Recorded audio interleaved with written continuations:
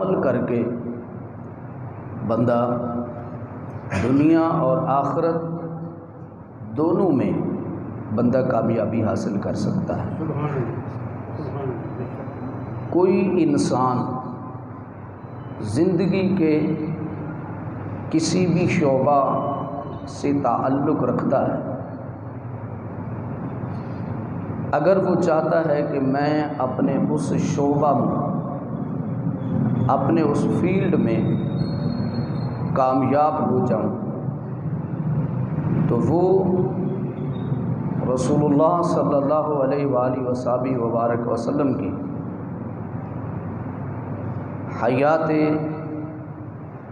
طیبہ کا مطالعہ کرے، اور مطالعہ کرنے کے بعد اس پر عمل کرے، وہ بندہ کامیابی و کامرانی حاصل کر لیتا ہے۔ کیونکہ رسول خدا کی جو زندگی ہے ان کی زندگی کو اللہ تبارک و تعالی نے اسوہ حسنہ کہا۔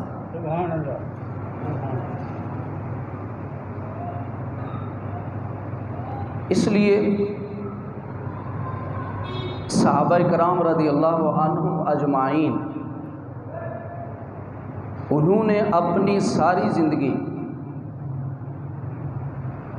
رسول اللہ صلی اللہ علیہ وسلم کے طریقہ کے مطابق گزاری ہے اور گزارنے کی کوششیں کی ہیں، اور انہوں نے حضور کے طریقہ کے مطابق اپنی ساری زندگی گزاری ہے۔ اور جب تک مسلمانوں نے رسول اللہ صلی اللہ علیہ وسلم کی زندگی کو مشعل راہ بنایا، جب تک مسلمانوں کے سامنے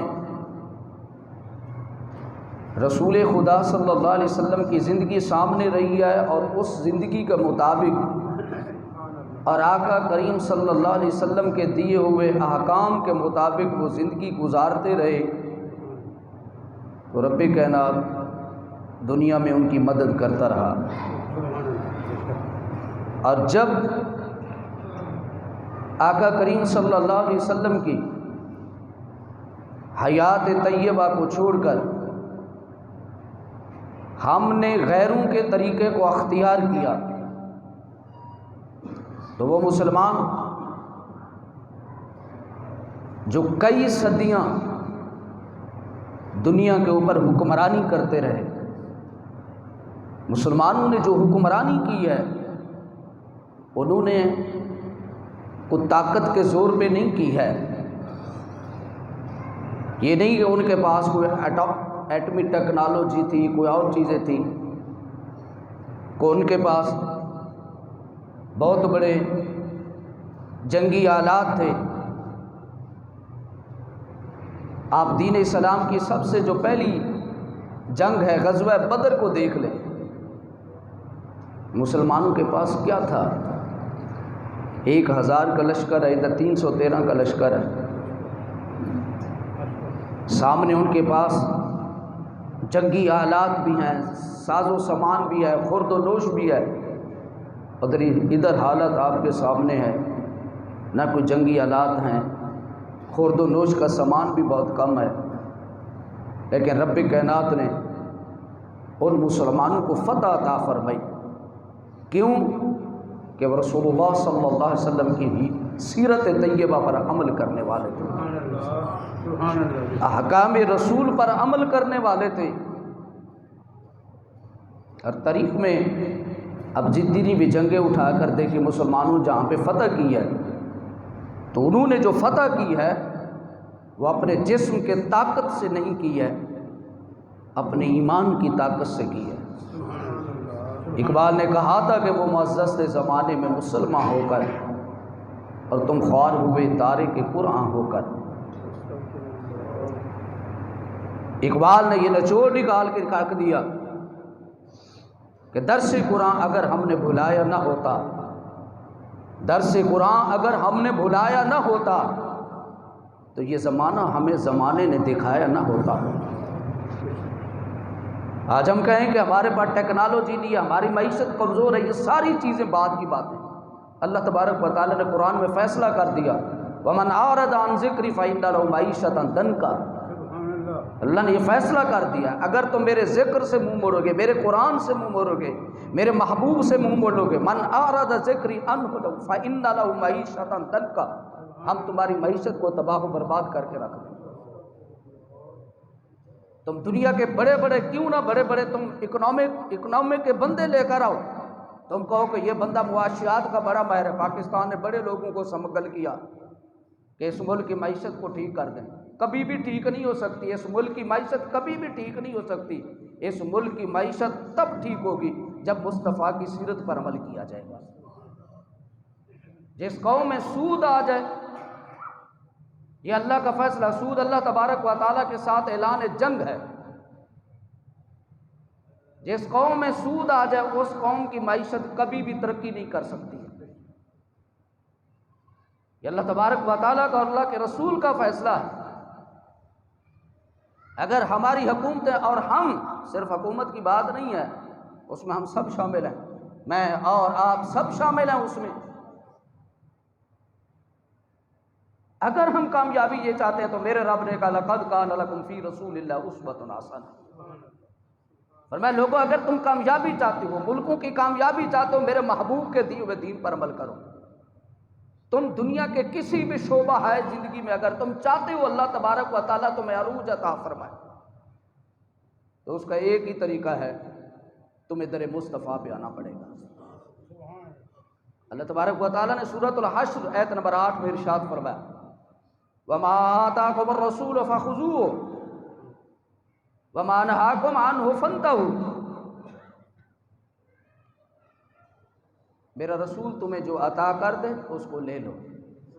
وَمَا آتَاكُمُ الرَّسُولُ فَخُذُوهُ، میرا رسول تمہیں جو عطا کرتا ہے وہ لے لو۔ وَمَا نَهَاكُمْ عَنْهُ فَانْتَهُوا، جس چیز نے میرے رسول نے تمہیں روکا ہے اس سے اسے رک جاؤ۔ فرمایا اگر تم ایسا کرو گے دیکھنا رب تمہیں کتنی کامیابیاں عطا فرماتا ہے۔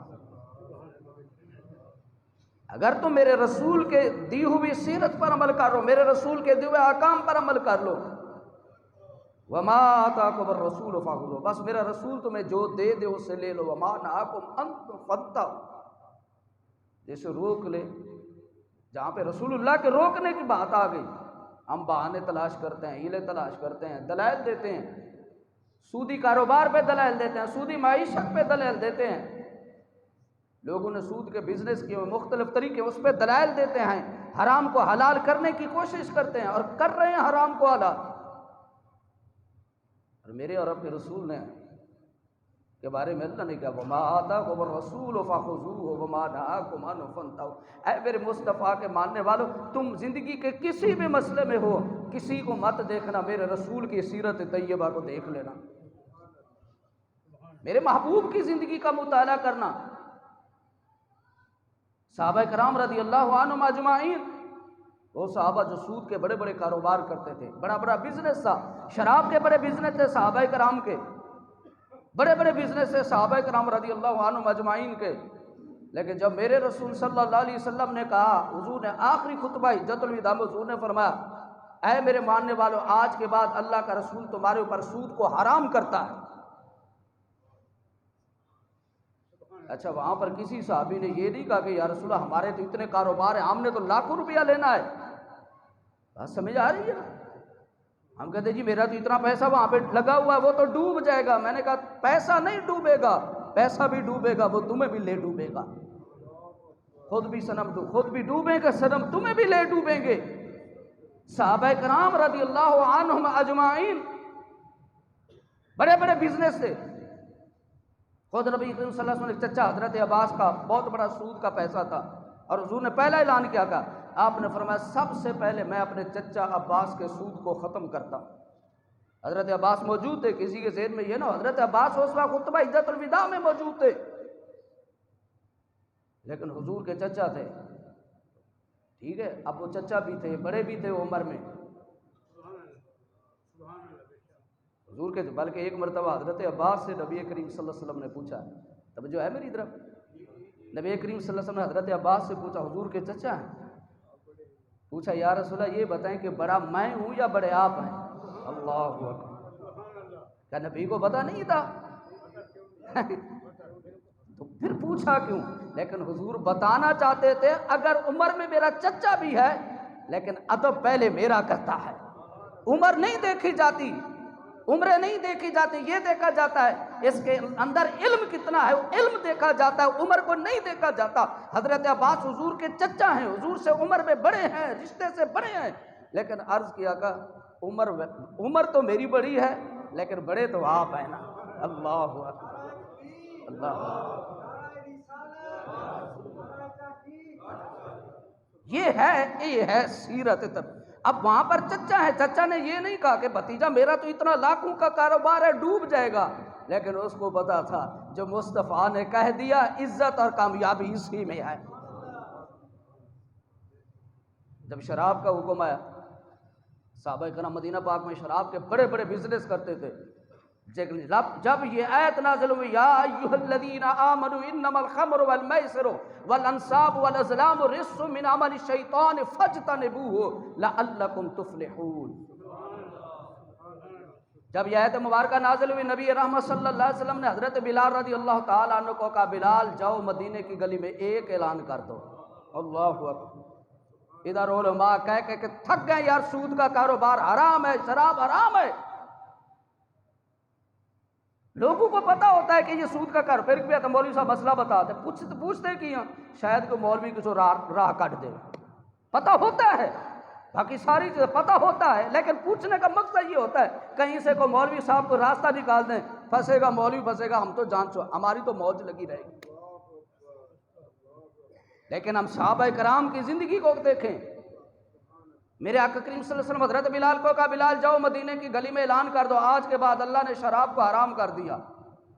صحابہ کرام کہتے ہیں اللہ کی عزت کی قسم ہے، کہتے ہیں مدینے کی گلیوں میں شراب اس طرح چل رہی تھی جس طرح بارش کا پانی چل رہا ہوتا ہے، بلکہ یہاں تک صحابہ کی حالت تھی، صحابہ کو صحابہ کرام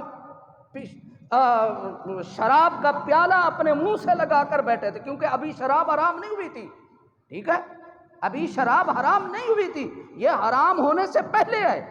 صحابہ کرام شراب کا پیالہ منہ سے لگا کے بیٹھے تھے، جب حضرت بلال کی آواز کانوں میں پڑی اور بلال نے کہا کہ مصطفیٰ کے ماننے والوں، نبی نے کہا شراب حرام ہے، صحابہ کہتے ہیں میں اللہ کی عزت کی قسم ہے ہم نے وہیں پہ پیالے توڑ دیے۔ وَمَا آتَاكُمُ الرَّسُولُ فَخُذُوهُ وَمَا نَهَاكُمْ عَنْهُ فَانتَهُوا۔ ہم اگر مگر کی بات کرتے ہیں، اس طرح کر لیں، اس طرح کر لیں، یہ کر لیں، وہ کر لیں، لیکن صحابہ کرام نے جب حضور کا حکم آ گیا، اللہ اکبر، حضرت عمر رضی اللہ تعالیٰ عنہ منبر پہ کھڑے ہو کر خطبہ دے رہے تھے، اور خطبہ دے دیتے آپ نے، حضرت عمر رضی اللہ تعالیٰ عنہ کے دور میں صحابہ کرام کی مالی حالت اچھی ہو گئی۔ حضور کے دور میں تو صحابہ کے حالت، خود حضور کی، خود آقا کریم کی یہ حالت مبارکہ ہوتی تھی کہ ایک مہینہ تک حضور کھانا نہیں کھاتے تھے، حضور کی خود حالت یہ ہوتی تھی۔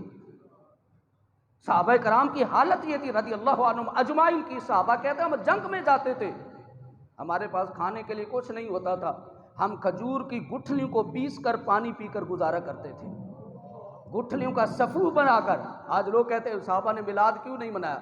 میں نے کہا صحابہ کو تو وقت ہی نہیں ملا ہے، لیکن جی صحابہ نے چنڈیاں نہیں لے گئی، صحابہ نے کوئی دیگیں پکائی ہیں، اور میں کہا چوالا جن کو کھانے کے لیے کھجور کی گٹھلیاں ملیں وہ دیگیں کہاں سے بنائیں گے؟ اب رب نے دیا ہے تو حضور کا شکر ادا کر۔ صحابہ کرام کی تو حالت ہی ہے حضور والا۔ حضرت ابو ہریرہ رضی اللہ تعالیٰ عنہ فرماتے ہیں، آپ فرماتے ہیں ایک مرتبہ بھوک کی حالت کی وجہ سے میں بے ہوش ہو کر زمین پر گر پڑا۔ یہ حالت تھی صحابہ کرام رضی اللہ عنہ۔ تم کہتے ہو کہ دیکھے کیوں نہیں پکائی تھی؟ چوالا تینوں کی پتہ صحابہ حضور سے کتنی محبت کرتے تھے۔ اور میں اگر بات کی طرف دوں، نبی کریم صلی اللہ علیہ وسلم جب مدینہ پاک میں آئے، پہلی غزوہ بدر، پہلی ہجری میں غزوہ بدر ہوتا ہے، حضور مدینہ پاک میں حضور نے 10 سال گزارے، اور جو حضور کی یہ زندگی کے 10 سال ہیں یہ 10 سال صحابہ کرام کی حالت اس طرح ہوتی تھی کہ کبھی جنگ میں ہوتے تھے، کبھی جنگ کی تیاری کر رہے ہیں، کبھی ایک جنگ سے آتے ہیں دوسری جنگ ہے، دوسری سے آتے تیسری جنگ تیار ہے، تیسرے میں آتے چوتھی تیار ہے، لیکن کسی صحابی نے یہ نہیں کہا یا رسول اللہ ہم بس اسی کام کے لیے، لیکن صحابہ کو قطع تھا ہماری کامیابی محمد رسول اللہ کی غلامی میں آئے، ہماری عزت رسول اللہ کی غلامی میں ہے۔ اقبال نے اسی فلسفے کہا کہ کی محمد سے وفا تو نے تو ہم تو رہے، آج ہم کہتے ہیں ہماری فلاں پارٹی، ہماری فلاں پارٹی ہے، یہ سارے دھوکے باز ہیں۔ اگر کامیابی چاہتے ہو کائنات میں ایک ہی وفا کرنے والا لیڈر ہے، اور وہ لیڈر محمد عربی صلی اللہ علیہ وسلم ہے۔ کائنات میں اگر کسی نے کامیابی حاصل کی ہے، کائنات میں اگر جس نے میرے مصطفیٰ سے وفا کی ہے، پھر رب نے بھی اس کو انعام دیا ہے۔ حضرت عمر رضی اللہ تعالیٰ بھائیاں سے، حضرت عمر رضی اللہ تعالیٰ ممبر پہ کھڑے ہو کر خطبہ دے رہے تھے۔ آپ کے دور میں صحابہ کرام کے مالی حالت اچھی ہو گئی، اور جو لوگوں نے جو حق مہر تھا عورت کا وہ زیادہ دینا شروع کر دیا۔ ٹھیک ہے، شادیوں میں پچھلے ایک 10-15 دن پہلے ایک شادی میں نکاح پر آ رہا تھا، تو وہاں پہ جب مسئلہ بتایا تو ایک بندہ مجھ سے لڑ پڑا، کہتے جی یہ کدھر لکھا ہوا ہے شریعت میں حق مہر کی پتہ مقدار کیا ہے؟ ہم وہ کہتے ہیں جی، جب ہم کہتے ہیں نا کہ حق مہر کتنا لکھنا ہے، دو بندے کہتے ہیں شریعت کے مطابق، اتو اچھا وہ ہوتا نہ ہو باپ کڑی دا باپ ہوتا نہ منڈے باپ، ایویں تیسرا بھائی شریعت کے مطابق۔ میں ایک بندے نے کہا باقی سارے کم تو شریعت کے مطابق ہی نہیں، ڈی جی ہے، ڈی جے ساؤنڈ تسی لاندے ہو شریعت وچ ہے، اے تو جڑا ڈی جے ساؤنڈ لایا میں نے بندہ کہنا یہ شریعت، میں کہا ہے جڑا تابا کہ ڈی جے جڑا تو ساؤنڈ لائی شریعت وچ ہے؟ اے شادی والے تو گانے بجانے والے تو بیٹ باجے لے شریعت وچ ہے نے؟ میں کہا بیٹھ اب تو شریعت کی بات کرتا ہے تو کہتا ہے کہ میں نے شریعت کے مطابق حق مار دینا، تو تم سن، میں نے کہا شریعت کے مطابق حق مار کتنا ہے؟ رسول اللہ صلی اللہ علیہ وسلم نے اپنی پہلی زوجہ مبارکہ، نام کیا ہے؟ بولے بولے سیدتنا حضرت خدیجہ الکبریٰ رضی اللہ تعالی عنہا، پتہ ہے کتنا حق مار دیا ہے؟ 20 اونٹ۔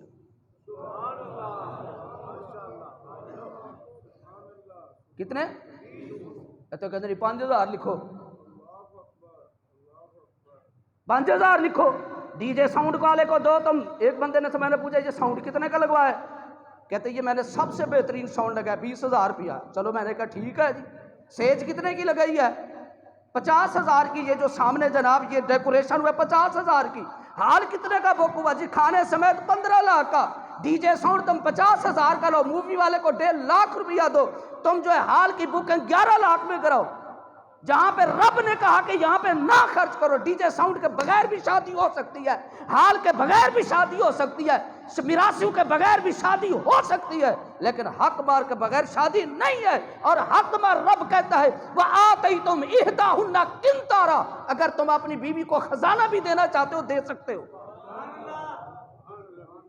20 اونٹ حضرت خدیجہ الکبریٰ کا حق مار تھا جو رسول اللہ صلی اللہ علیہ وسلم نے ادا کیا۔ میں نے کہا شریعت کی بات کرو تو ایک اونٹ کی بات بھی نہیں دے سکتا۔ تماشا لگا دیتے ہیں شادی کو برجیب شریعت کے مطابق لکھ لیں۔ شریعت نے بڑے مسئلے حل کیے ہیں۔ میں پھر آتا ہوں لقد کان لکم فی رسول اللہ اسوۃ حسنہ۔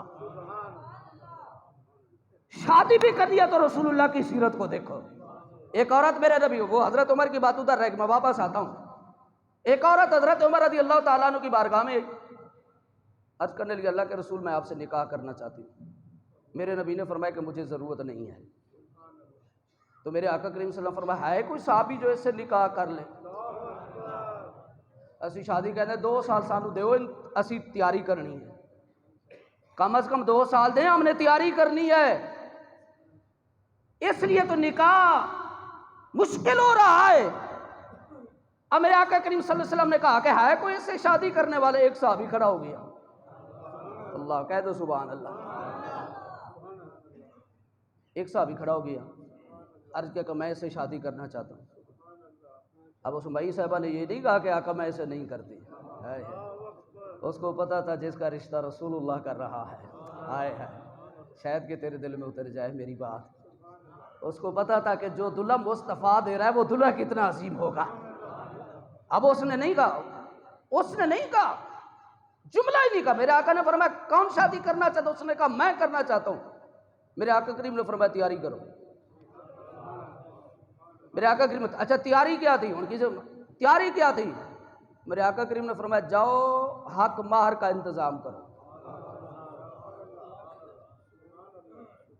شریعت میں تو حضور والا صرف حق مہر ہے. شریعت میں صرف حق مہر ہے جس کے بغیر شادی نہیں ہو سکتی. حق مہر دو, لڑکے اور لڑکے کو ایجاب قبول کراؤ, تیرا نکاح ہو گیا. اے جناب مئیوں تے مہندیاں تے تیل براتاں یہ ساری ہماری رسمیں ہیں. جب میرے آقا کریم صلی اللہ علیہ وسلم نے حضرت علی رضی اللہ تعالیٰ کا سیدہ طاہرہ فاضلہ حضرت سیدہ فاطمہ زہرا سے نکاح کیا, نکاح پڑھا دیا. میرے آقا کریم نے فرمایا علی تم گھر جاؤ, جب رات ہوگی فاطمہ تیرے گھر پہنچا دوں گا.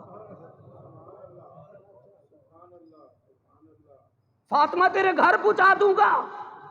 نکاح ہو گیا, حق مہر طے ہو گیا, ایجاب قبول ہو گیا, نکاح ہو گیا. ہم جناب 2 سال شادی کی تیاری پہ لگا رہے ہیں. اچھا میرے آقا کریم نے فرمایا جاؤ صحابی کو کہا کہ حق مہر کا انتظام کرو. اب یہاں پہ پتا چلا حق مہر کدھر سے آئے؟ لڑکے کی جیب سے. ایک ہم کوئی نہیں کرتا, ابا کاٹ کے دینا ہے. شرن یہ ہے کہ لڑکا اپنی جیب سے دے. اس مسئلے تو سبحان اللہ آکھو نا یار. اتھے بھی بیچارہ ابا دے وے اتھے کہ نہیں چلو کوئی گل نہیں, تہاڈا ویلا لگ گیا تے اللہ ہور کرا لو, اور کرا لو. فن کے ما طاب لکم من النساء مثنی و ثلاث و رباع, 2 3 4. گھر جھگڑا نہ پیا ہوئے گھر جا کے.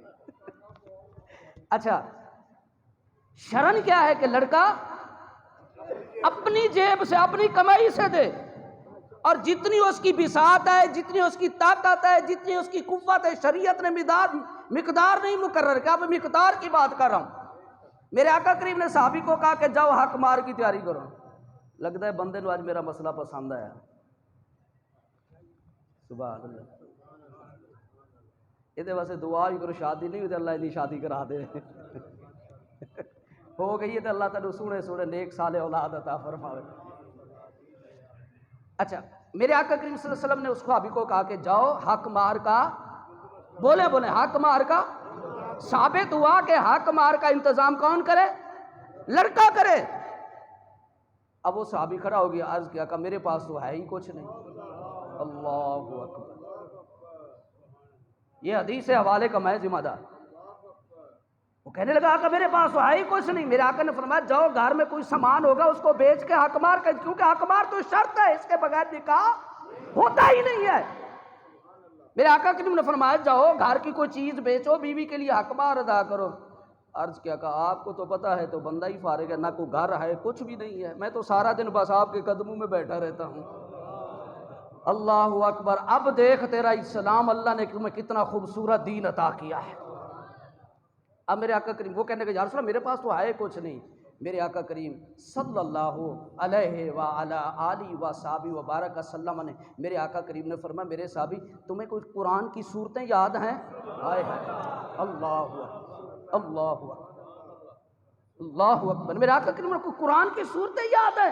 عرض کیا کہ ہاں حضور آپ کا غلام ہوں, قرآن سارا ہی سن لیں, قرآن تو یاد ہے. میرے آقا کریم نے فرمایا میرے صحابی چند قرآن کے پاک کی آیتیں پڑھ کے اپنی بیوی کو دے دے, یہ تیرا حق مہر ادا ہو جائے گا. یہ شریعت ہے. اگر لڑکا کچھ نہیں دے سکتا تو شریعت نے آسانی اتنی رکھی ہے. برات پہ تم لاکھوں روپیہ لگاتے ہو, ولیمے پہ لاکھوں روپیہ لگا دیتے ہو, کھانے پہ لاکھوں روپیہ, مئیوں پہ لاکھوں روپیہ, مہندوں پہ لاکھوں روپیہ لگا دیتے ہو. جب بیٹی کے دینے کی بات آتی کہتے 5000 لکھو. میں نے کہا کیڑا ظلم کر رہے ہیں یار.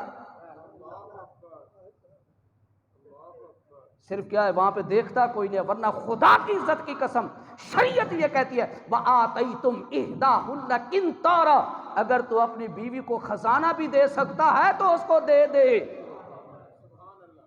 کیوں؟ وہ تیری گھر میں عزت بن کے آ رہی ہے, تیرے بچوں کی ماں بننے والی ہے, تیری نسل چلانے والی ہے, تیرے خاندان کو چلانے والی ہے. حضرت عمر کی بات کروں وقت ختم ہو جائے گا. وما آتاکم الرسول فخذوہ وما نہاکم عنہ فانتہوا. حضرت عمر جمعے کا خطبہ دے رہے تھے اور آپ نے خطبہ یہ دیا، اس میں اعلان یہ کیا کہ ہر بندہ اپنی قوت کے مطابق حق مار دے، بلکہ آپ نے فرمایا کہ شریعت، آپ نے اس کی ایک حد مقرر کر دی کہ اس سے زیادہ کوئی حق مار نہیں دے سکتا. وہاں پہ مئی صاحبہ ایک بیٹھی ہوئی تھی، وہ کھڑی ہو گئی. اس نے کہا کہ امیر المومنین یہ بتاؤ کہ آپ کا حکم پہلے ہے یا اللہ کا حکم پہلے ہے؟ حضرت عمر رضی اللہ تعالیٰ عنہ کہنے لگے مئی صاحبہ، عمر کہاں، اللہ کا حکم کہاں، رسول اللہ کی باتیں کہاں، میری کیا اوقات ہے کہ میں اللہ کے مقابلے میں اپنی بات کروں؟ تو وہ مئی صاحبہ کہنے لگی، اس نے قرآن پاک کی یہ آیت پڑھی وَإِنَّ رَدْتُمْ اسْتِبْدَالَ زَوْجٍ مَكَانَ زَوْجٍ وَآتَيْتُمْ إِحْدَاهُنَّ قِنطَارًا فَلَا تَأْخُذُوا مِنْهُ شَيْئًا أَتَأْخُذُونَهُ بُهْتَانًا عَظِيمًا. سورۃ النساء. وہ مئی صاحبہ کہنے لگی عمر، رب کہتا ہے جتنا دے سکتے ہو دو، تم کون ہو پابندی لگانے والے، یہاں پہ حد مقرر کر دو. حضرت عمر نے کہا لوگوں سنو، عمر ہار گیا، نبی کی یہ صحابیہ جیت گئی ہے. وما آتاکم الرسول فخذوہ وما نہاکم عنہ فانتہوا. میرا رسول تمہیں جو دیتا ہو اس کو پکڑ لو، اس پر عمل کرو. وما نہاکم عنہ فانتہوا. جہاں پر میرے مصطفیٰ نے منع کر دیا اس سے رک جاؤ، جو کہا کرو. میرا ماں کہ لوگوں اگر تم کامیابی چاہتے ہو، تمہاری کامیابی اسی میں ہے، میرے مصطفیٰ کے دیے ہوئے دین پر آ جاؤ، میرے مصطفیٰ کی سیرت پر عمل کرو. اگر تم میرے مصطفیٰ کی سیرت پر عمل کرو گے، میرا رب تمہیں دنیا میں بھی کامیابی عطا کرے گا، تمہیں آخرت میں بھی کامیابی عطا فرمائے گا. اللہ ہمیں عمل کی توفیق عطا فرمائے.